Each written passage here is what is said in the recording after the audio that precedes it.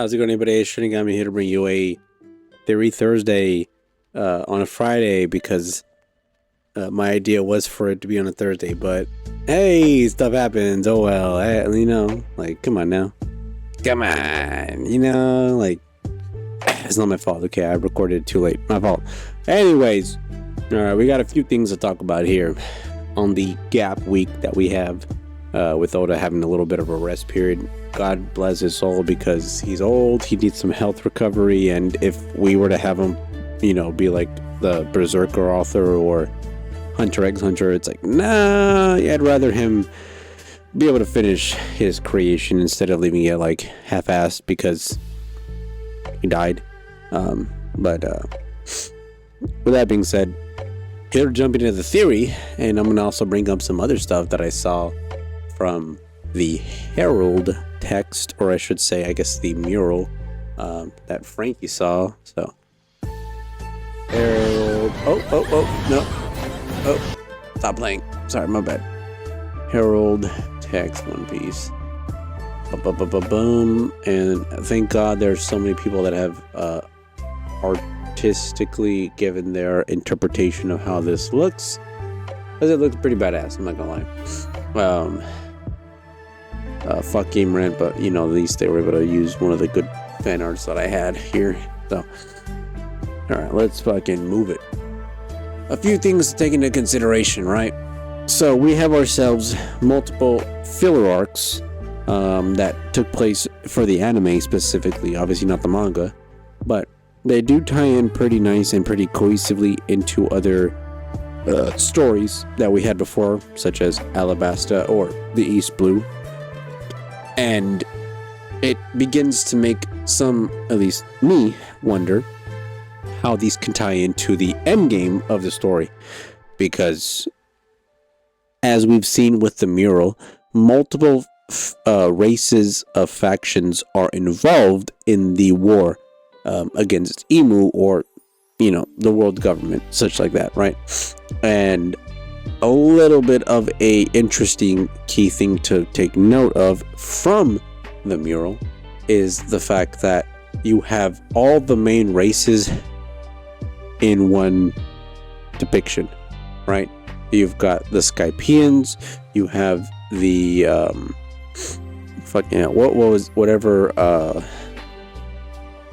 my god, what was his name? King, right? You have the race that King was. Yes, Skypians, but more Shandians, there you go.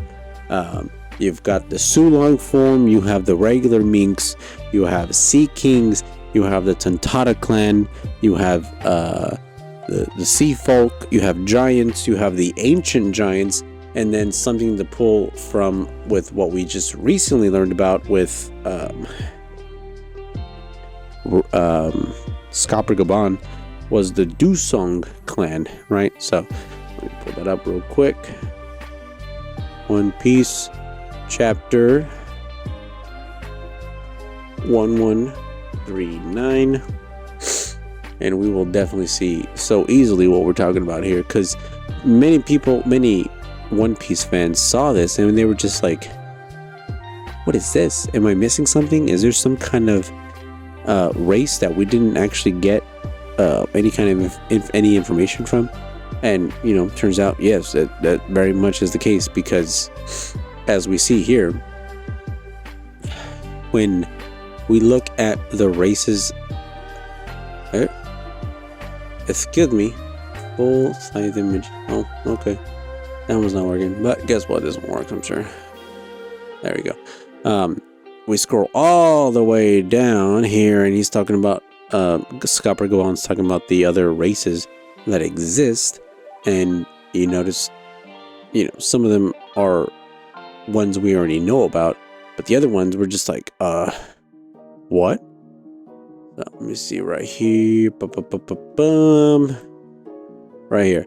So he says, Buccaneers, Dosandas, long legs, long necks, Wotans, right?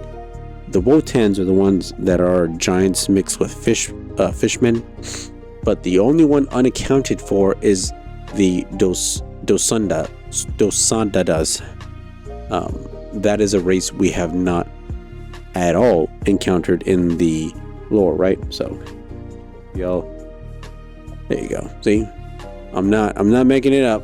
It's literally right there in the fucking text. One more, a little bit closer. You see that right there? Tusandaras, right? So that is very much a race that exists.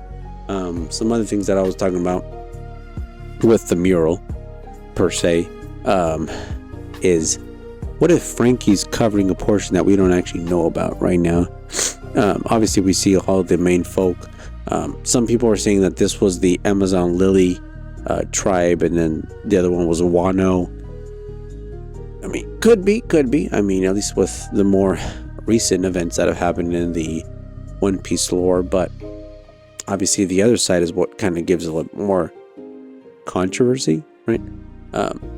Now, what I wanted to point out was we have ourselves here one of the beginning filler arcs, but we had something like this where this dragon creature, obviously this one's old and will recover at some point, but it was crazy that we saw this fucking dragon before they even really mentioned dragons as like a canon thing in the One Piece. So when I first saw this, I was just like, oh shit, they got fucking dragons, that's pretty badass.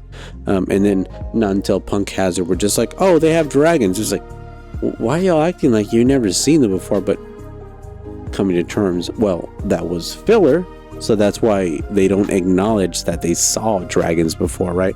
But come to find out, well, this is something that happened in the beginning of the East Blue arc as a filler concept, but Oda still approved of this. So I'm just like, could these creatures at some point come in handy with the Straw Hats? Because, you know, it's very much ambiguous as to where, you know, these creatures will stay, because yes, they started in the East Blue, but they're creatures that can fly. Okay, they very much have the capability to travel thousands of miles into the New World and possibly help Luffy. Because, hey, they helped out one of the elders, and the elder was just like, hey guys, these people are pretty cool, they're chill, they help me out. You mind giving them a hand? Give me your strength, we will fucking help out the Straw Hats. Oda could totally make it plausible, right? And then the other thing that I saw here was the Dugongs pirate crew that he fucking made, right? Oops, sorry, I gotta mute that. So, as we can see here, obviously Luffy met this guy from fucking Alabasta, and in this filler arc, he actually re-encounters one of the main leader of the Fighting Dugongs, and unfortunately, with this whole devil fruit power, the guy is controlling the creatures or even people. But as we'll see here in a little bit, if I just pass a little bit, you'll see that this guy was able to actually befriend a bunch of other sea creatures that amounted to him creating a sea critter pirate crew, which is one of the first of their kind, right? They had a fucking octopus, they had some penguin dudes, they had some sea bunnies and other shit like that, right? And that is one of the more let me see, we'll type in sea animal pirates One Piece, and they should pop up, because I want to get the full scope of the whole crew, which unfortunately I'm not really seeming to get a. There you are. See, you got this fucking capybara motherfucker, you got this octopus guy, you got this penguin motherfucker, and then a bunch of sea bunnies that are on his side. So it's just like, why couldn't these guys join Luffy at the end of the, you know, One Piece arc, the final battle? Because this would be dope, right? Obviously we have fishmen, and that already is a very step up. in terms of like devil fruit powers and stuff like that, because they don't have devil fruits, but yet they still have the capability to cause such high destruction. And they're invulnerable to the sea, because if they're in the water, guess what? They're actually 10 times more powerful than they are on land, because they are able to manipulate the water to benefit them, right? And just imagine that. You had these sea animals, these sea pirates, that fucking Kung Fu Dugong was able to recruit and is befriended Luffy and idolizes him, right? Just like Bartolomeo. Imagine these motherfuckers going against the fucking Navy and other shit. They can sink ships for days, because guess what? They're sea critters. They don't have to rely on going on land. They don't drown because they have too much water.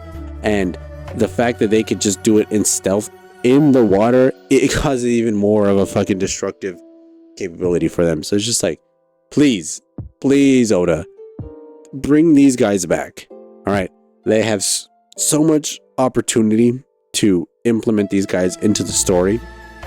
It'd be seamless, as we already saw. Just have the Dugong, remember, oh, you freed us from that fucking weird guy that was growing I think, or whatever the fuck it was, the goddamn weirdo circus freak. I think it works, right?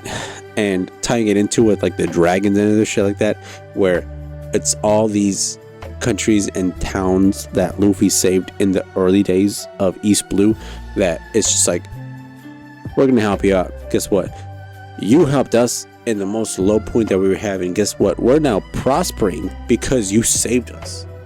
So let us do us a favor. Let us do you a favor and provide you with ammunition, food, any kind of just supplies that you may need. Like, I don't know. Maybe I'm just a little bit out there with that shit, but there is so many opportunities for these flashbacks and callbacks to actually do so much better for the story. And if we did that, I think a lot of people would be very pleased to see some of these characters return, right? If they saw that the feather dragon guy come back at the end of the battles and other shit like that, and if he were to come with the flock of dragons that this old dragon had, that would be even more badass, because guess what? You got a bunch of dragons flying through, burning up shit against the Marines, and then you have the fucking Kung Fu Dugong pirate crew that is over here tearing shit up in the water because they're waterproof. They don't have any fucking issue fighting in the water. It won't drown, that's for sure. And so they could just beat the shit out of your ship, punch holes in, make you sink, and then all of a sudden you're now in their fucking element. They're just gonna start whamming on you until you fucking die. Like, opportune fucking moments that can happen. But yeah, that's all I'm thinking about. I feel like it's pretty self-explanatory, but I feel like if we can start integrating a lot more of these aspects, we'll definitely have a much better story for the final arc, where even the filler starts getting added into the story. Fucking Cordeliano, one of the main bitches that everybody knows about in filler, that, bro, he was the key mastermind in so many things.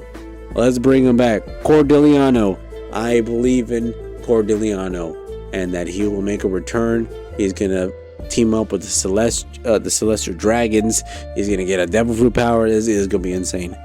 But yeah, Cordeliano, one of the best fucking filler villains that we've ever seen. Fucking Usopp was able to trick him. It's so stupid. With that being said, hope you enjoyed this Theory Thursday. Actually landing on Tuesday. Actually landing on a Friday. My god, I can't even fucking corroborate this. With that being said, Asian got me signing out. Y'all have a good night, good evening, and good morning. Until next time. Adios.